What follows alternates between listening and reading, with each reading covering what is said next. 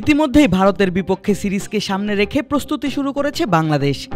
সাদা বলের প্লেয়াররা আপাতত নিজেদের অনুশীলন শুরু করলেও আগামী ৮ সেপ্টেম্বর থেকে ছুটি কাটিয়ে প্রস্তুতি ক্যাম্পে যোগ দেবেন পাকিস্তানকে হোয়াইট ওয়াশ করা বাংলাদেশ টেস্ট দলের প্লেয়াররা।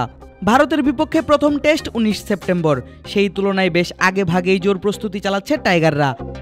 সেটার পেছনে কারণও আছে যথেষ্ট। শক্তিমত্তা, অতীত রেকর্ড, হোম অ্যাডভান্টেজ, বর্তমান র্যাঙ্কিং সব দিক থেকেই এগিয়ে রোহিত বিরাটরা।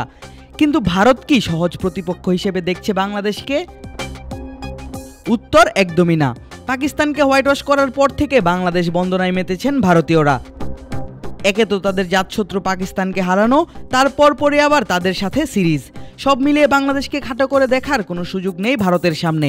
সাবেক থেকে শুরু করে বর্তমান প্লেয়ার সবাই আলাদা করে নজর রেখেছেন টাইগারদের উপর।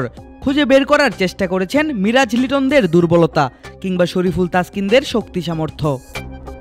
ভারত সিরিজের আগে বাংলাদেশকে নিয়ে বিচার বিশ্লেষণ করেছেন দেশটির টেস্ট ক্রিকেটের সেরা স্পিনার রবিচন্দ্রন অশ্বিন।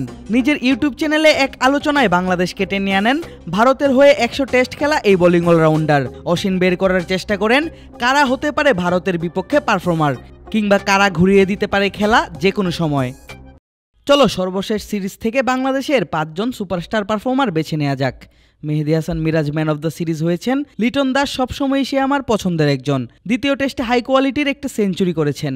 মুশফিকুর রহিম প্রথম টেস্টে ডেডলি 100 মেরেছেন। এরপর শরীফুল ইসলাম, দ্বিতীয় টেস্টে তাসকিন আহমেদ। নাহিদ রানা তো দুর্দান্ত ছিল, তারা বেশ কিছু ম্যাচ উইনার পেয়েছে। সাদমান ইসলামও তো আছে, তারা আসলেই ভালো কয়েকজন ক্রিকেটার পেয়েছে। দেখে মনে হচ্ছে তাদের ভবিষ্যৎ খুবই ভালো।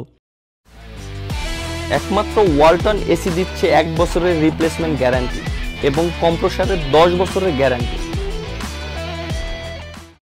১৯ সেপ্টেম্বর স্বাগতিকদের বিপক্ষে বাংলাদেশ দল মাঠে নামবে চেন্নাইয়ের এম এ চিদম্বরম স্টেডিয়ামে। স্পিন ফ্রেন্ডলি উইকেটের জন্য খ্যাতি আছে এই স্টেডিয়ামের। রবিচন্দ্রন অশ্বিনের বোলিং ইতিহাসের বেস্ট বোলিং ফিগার থেকে শুরু করে একাধিক ফাইফার রয়েছে এই স্টেডিয়ামেই। ভারতের হয়ে ১০০ টেস্ট খেলে ৫১৬ উইকেট তোলা অশ্বিন যে এবারও ভয়ঙ্কর কিছু করতে চাইবেন তা আর বলার অপেক্ষা রাখে না। সেজন্য নিজের কাজটাও শুরু করে দিয়েছেন এই বোলিং অলরাউন্ডার। বিশ্লেষণ করছেন টাইগার প্লেয়ারদের নিয়ে। ২ টেস্ট এবং ৩টি টি-20 খেলতে চলতি মাসেই ভারত যাচ্ছে বাংলাদেশ দল।